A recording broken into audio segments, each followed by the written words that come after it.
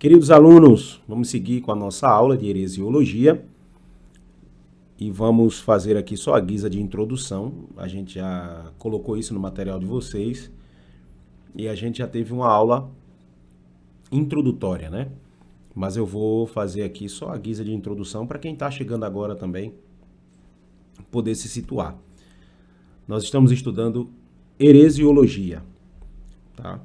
Então, o termo heresia, a gente que vai caminhar por esse caminho, caminhar por essa estrada de seita e heresia, a gente precisa conhecer alguns termos, né? E o primeiro termo que nós vamos trabalhar aqui é heresia. Heresia vem de uma expressão grega, airesis, que significa escolha, solução, preferência. Está relacionado a um grupo de pessoas ou a uma pessoa que se reúne, um grupo de pessoas que se reúne, ou uma pessoa que tem ideias, doutrinas que deturpam as escrituras sagradas para nós cristãos. Heresia, seita, é tudo aquilo ou um grupo de pessoas que vão de encontro com as suas ideias, com as suas doutrinas, aos fundamentos da fé cristã. Precisamos entender que todos aqueles que se levantam contra os fundamentos da fé cristã, se levantam contra as escrituras sagradas, é uma heresia, é uma seita. Ok? Então, dentro dessa perspectiva, nós vamos ver em Mateus capítulo 24 e o versículo 24, porque surgirão falsos cristos e falsos profetas. Olha que coisa interessante. O cuidado que nós temos que ter não é só de forma externa.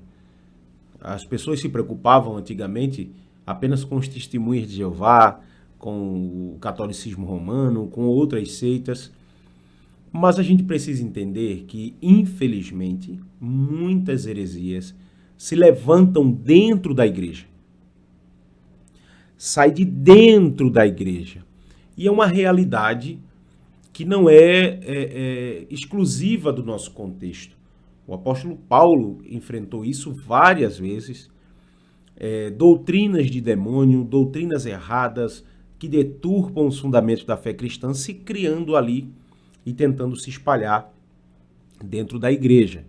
Então é de suma importância a gente estar preparado. A igreja precisa estar com seu filtro em dia, para não deixar passar esses tipos de ensinamentos e deturpação bíblica.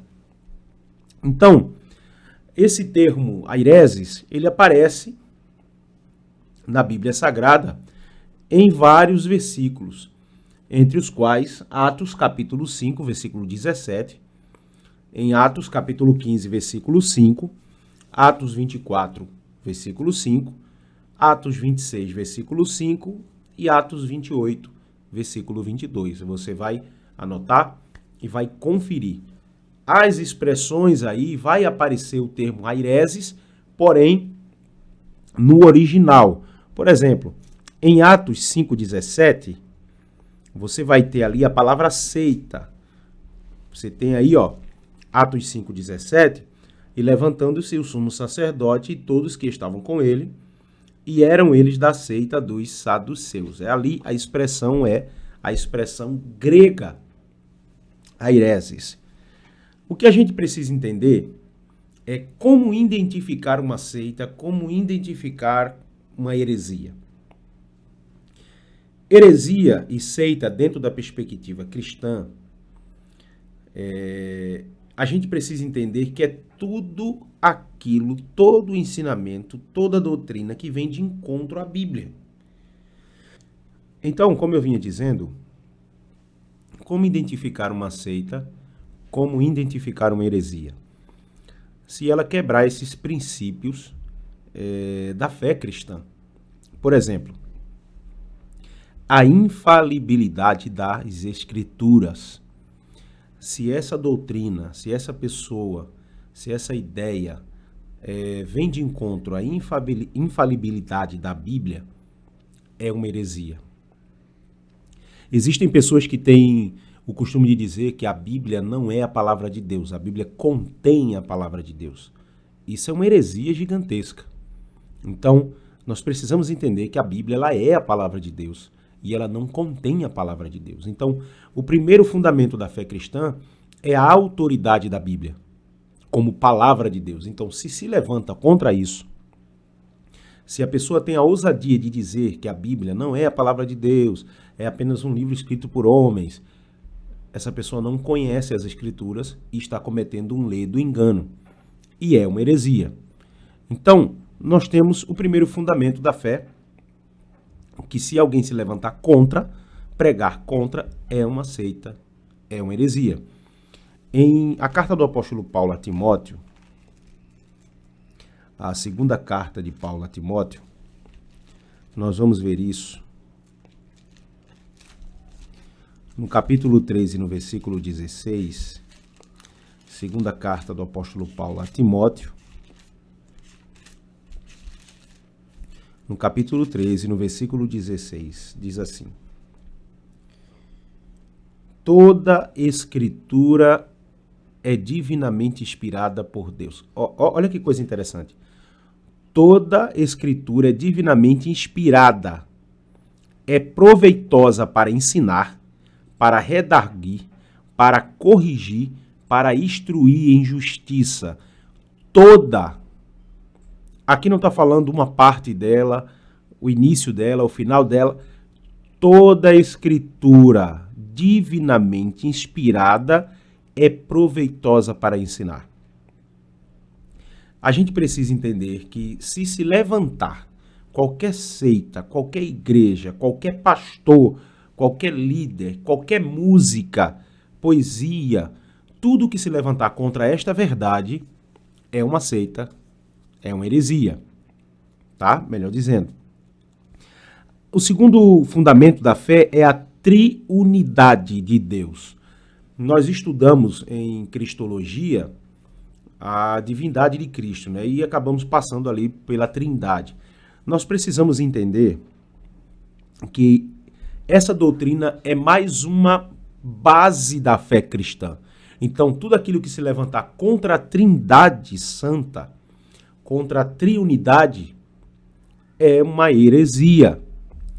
Só para que os irmãos tenham uma ideia, a gente falou sobre isso, são que Deus, a essência é uma só, são três pessoas distintas, tá?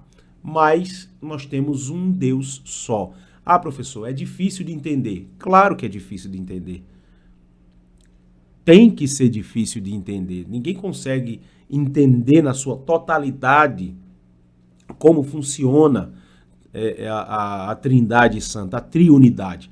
Embora que a Bíblia nos mostra que Jesus é Jeová, que o Pai é Jeová e que o Espírito Santo é Jeová.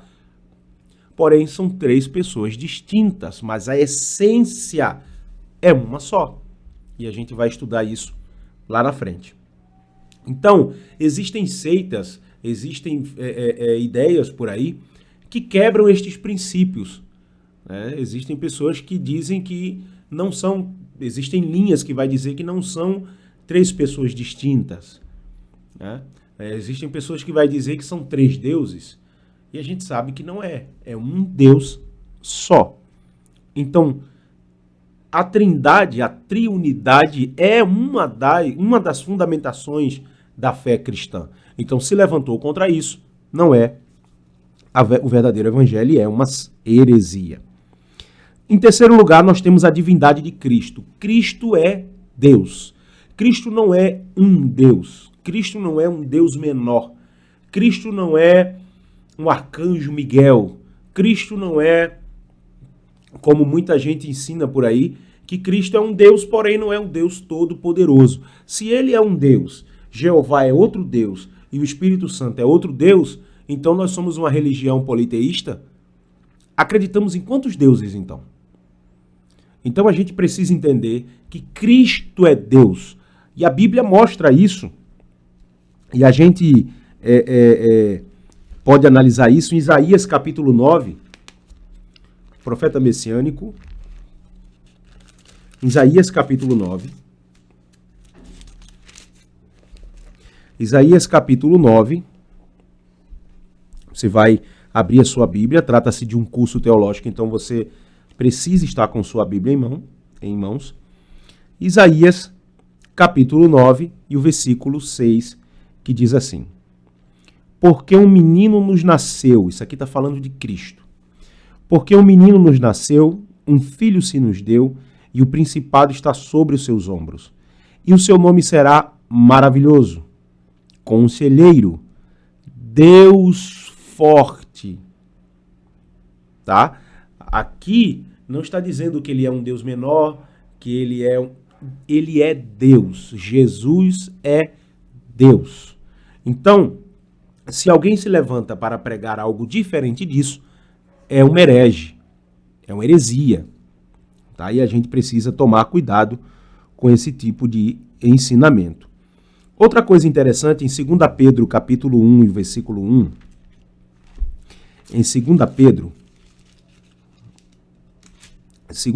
capítulo 1 e o versículo 1, Simão Pedro, servo e apóstolo de Jesus Cristo, aos que conosco alcançaram a fé igualmente preciosa pela justiça do nosso Deus e Salvador Jesus Cristo. Olha que coisa interessante.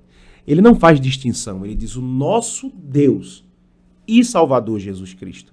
Jesus é Deus. Ok? Então, se levantou contra esses três fundamentos, é uma seita, é uma heresia. E o quarto, para a gente poder seguir, é a salvação pela graça. Certo? Se alguém deturpar, se alguém vier com uma filosofia, com uma ideia de que a salvação não é pela graça, a salvação é através de obras, a salvação é através de outra pessoa, a salvação não é através da graça, isto é uma heresia. Amém? Então vamos seguir para a introdução ao catolicismo romano, que é a nossa proposta para a nossa aula de hoje, tá?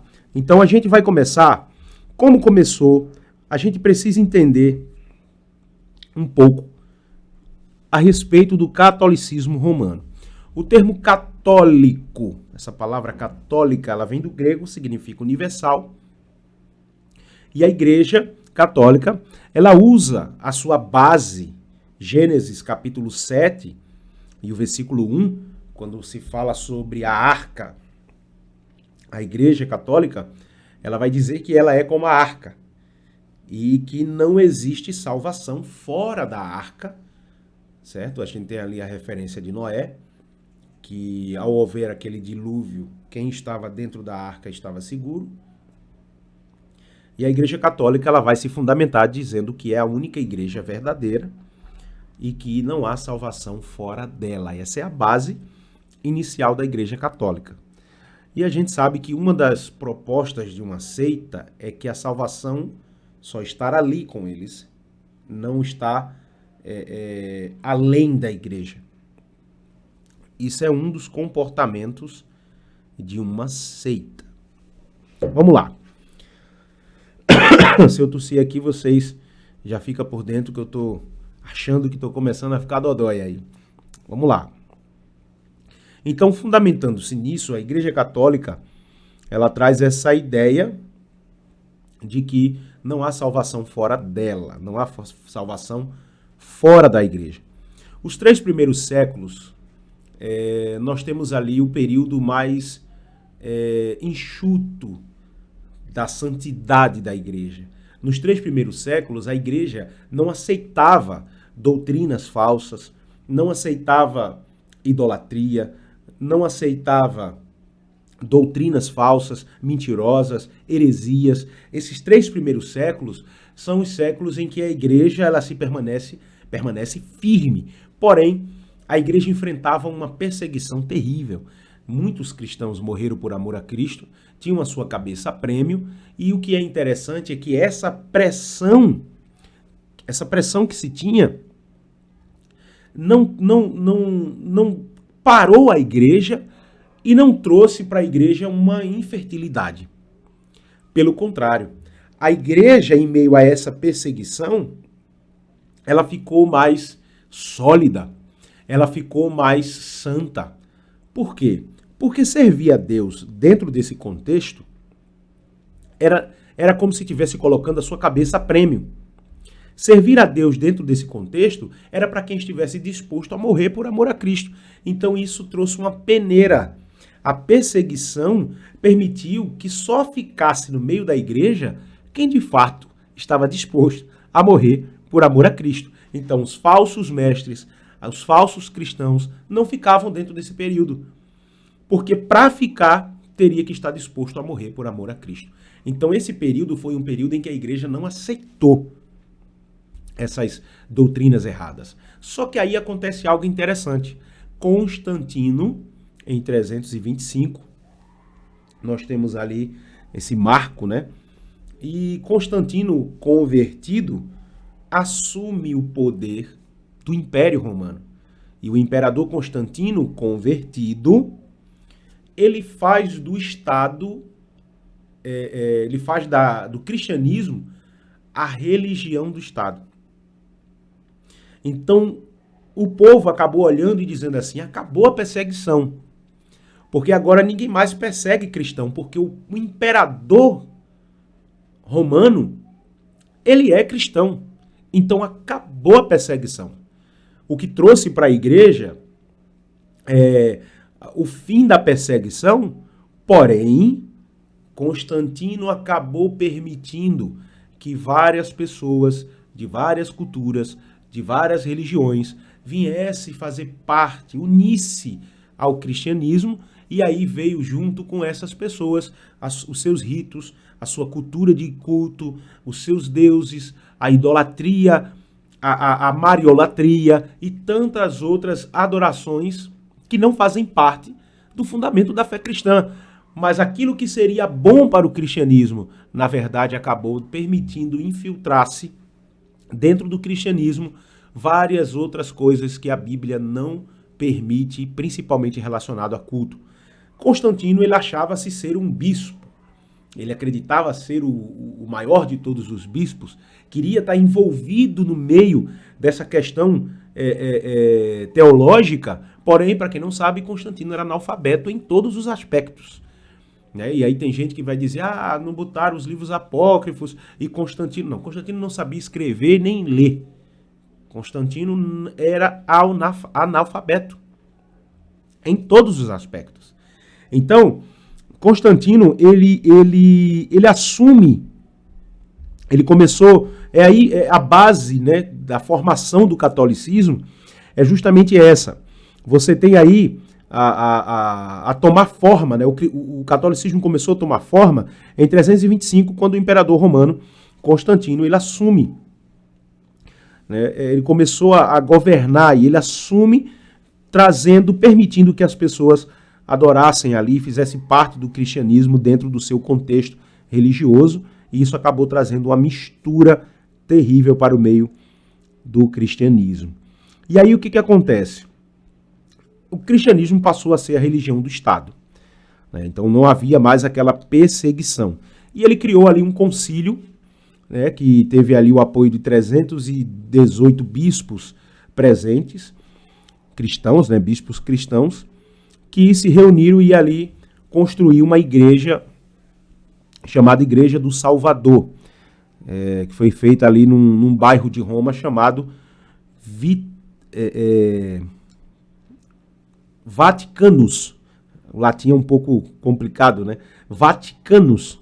E daí onde tem aí a igreja conhecida aí por todos nós como a Igreja do Vaticano. Então, nesse bairro, ele criou esta igreja, junto ali com aqueles bispos, num bairro nobre ali de Roma, e os bispos, então, construíram vários palácios ao redor da igreja, formando o Vaticano que hoje existe. A igreja recebeu o nome de católica somente no ano 381, no concílio de Constantinopla, que é a cidade que ele colocou aí o nome dele. Com o decreto de Cunctus Populus, dirigido pelo imperador romano Teodósio. Até o século V não houve papa, como conhecemos hoje. Esse tratamento terno começou a ser aplicado a todos os bispos a partir do ano 304. Esse tratamento começou em 304, depois do ano 400. As igrejas viram-se dominadas por 5 patriarcas, que foram os bispos de Antioquia, de Alexandria, de Jerusalém, de Constantinopla e de Roma. Lutero, que gerou o papado, as igrejas que eram livres começaram a perder autonomia com o Papa. Inocêncio I, ano 401, que, se dizendo governante das igrejas de Deus, exigia que todas as controvérsias fossem levadas a ele. O Papa Leão I, no ano de 440, e mencionado pelos historiadores como o primeiro Papa, procurou impor respeito, prescrevendo que quem resistia à sua autoridade seria direto para o inferno. Esse é mais ou menos o contexto. Uma coisa interessante que a gente precisa analisar é que nesse período de Constantino, todo mundo, principalmente os que tinham muita condição financeira, essa questão política, todo mundo queria fazer parte do cristianismo e ser uma autoridade, ser um bispo, né? Tanto por questões financeiras, por causa do investimento do Estado, e acabou que a ideia que se tinha de cristianismo era que os poderosos é que estavam ali no poder, no domínio, né? Saindo da linha bíblica, saindo da igreja verdadeira, a igreja de Cristo, a igreja que começou ali com os apóstolos, pregando o evangelho, dividindo os seus bens para ajudar o próximo. Totalmente diferente. O único pensamento agora do Estado, da igreja, daquelas autoridades ali que ali estavam, era o poder aquisitivo, era o poder financeiro que aqueles bispos estavam agora montados nessa estrutura financeira. A decadência da igreja, a decadência moral da igreja, começou quando milhares de pessoas foram batizadas sem terem experimentado uma real conversão bíblica. Gente, aqui é que começa a bagunça. Aqui é que começa a bagunça. E eu vou dizer uma coisa para vocês. Parece que quanto mais se afrouxa, mais se ganha espaço para a deturpação, para a frieza espiritual. Porque o que era para ser uma bênção, se Constantino assumiu o poder e o cristianismo tornou-se a religião do Estado, o que era para ser uma bênção, porque não tinha mais perseguição, pessoas não morriam por amor a Cristo, tornou-se uma desgraça. Porque acabou entrando, foi aonde deu margem para a mariolatria, para as indulgências, para tantas e tantas coisas que entraram no meio da igreja ali. As pessoas perderam o rumo do cristianismo verdadeiro justamente por causa dessa tranquilidade que o Estado permitiu ali no meio do cristianismo, fazendo o cristianismo a religião do Estado, e Constantino acabou permitindo que várias coisas entrassem no meio do cristianismo. Então é por isso que nos 3 primeiros séculos a igreja estava intacta dessas doutrinas, dessas idolatrias, dessas doutrinas erradas, dessas heresias, porque a igreja estava sendo perseguida e parece que quanto mais luta, quanto mais perseguição, mais a igreja fica afiada. Né? E parece que quanto mais afrouxa as coisas, mais há uma facilidade para a entrada das heresias. Verdadeiros pagãos que eram introduzidos no seio da igreja, trazendo consigo suas crenças e seus deuses. Segundo eles, eram os mesmos adorado por Cristo. Gente, isso aqui, nós estamos fazendo uma síntese histórica sobre o cristianismo, sobre o catolicismo romano, mas isso aqui é uma realidade não só do catolicismo romano. Nós temos hoje igreja a gosto do freguês.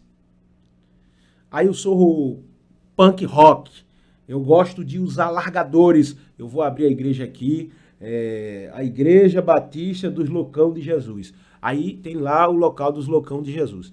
Aí tem as igrejas que são as igrejas inclusivas, que aí aceita os homossexuais, que aceita outros tipos de prática. As igrejas hoje por aí, está a gosto do freguês.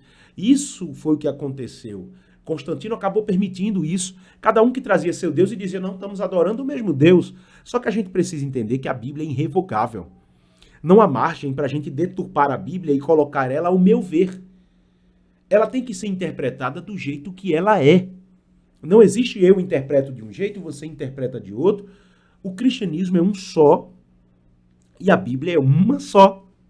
Então, o que é interessante é que as pessoas acabam criando, eu vi o pastor Neil falando uma coisa interessante e acho maravilhoso, que as pessoas criam deuses para si, criam um Deus para si, que aparentemente é o Deus da Bíblia, mas não é, cria o próprio Cristo para si. O meu Jesus é assim, ele faz isso, ele permite isso, ele não permite isso, só que a gente precisa entender que a gente precisa voltar às Escrituras, é a Bíblia que dá o norte, que é o cajado do peregrino, a bússola do piloto e a espada do soldado.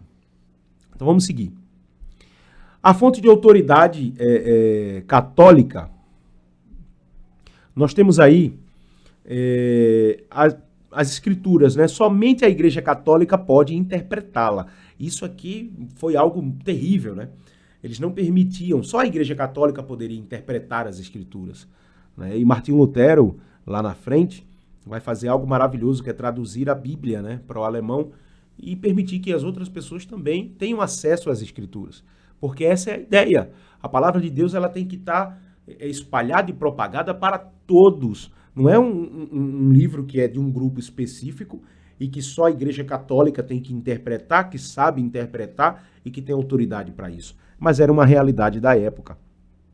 A tradição e a Igreja Católica. Uma coisa interessante que nós vamos tratar melhor na próxima aula é a doutrinas e refutações da Igreja Católica. Primeiro, a Igreja Católica,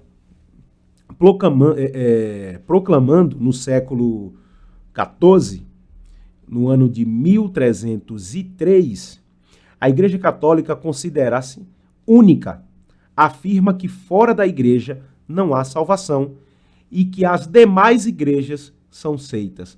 Aqui é que está uma das características de uma seita. Cristo só está aqui. Deus só está aqui. Fora da igreja não há salvação. Essa pregação é até um pouco parecida com algumas igrejas evangélicas, né? Que acabam isolando Deus ali. Então, Deus só está aqui. Se for fazer parte de outro ministério, não serve. Ah, você é de qual convenção? Até parece que a convenção é que determina a espiritualidade de alguém. Até parece que a placa de uma igreja é que determina a espiritualidade de alguém. Você está entendendo? Eles são bem parecidos com os católicos, né? Minha língua fica coçando aqui para dizer, mas eu não posso. Mas vamos lá. Então tem igreja evangélica. Pastores, que mais parece papas. Aqui no Nordeste tem um monte.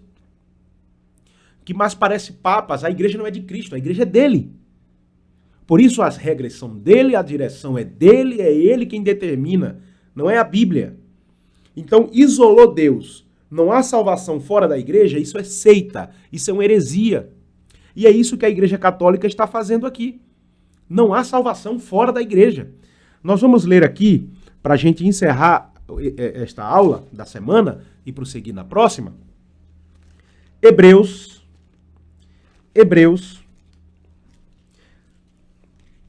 capítulo 7. Vamos primeiro para Atos capítulo 4, versículo 12.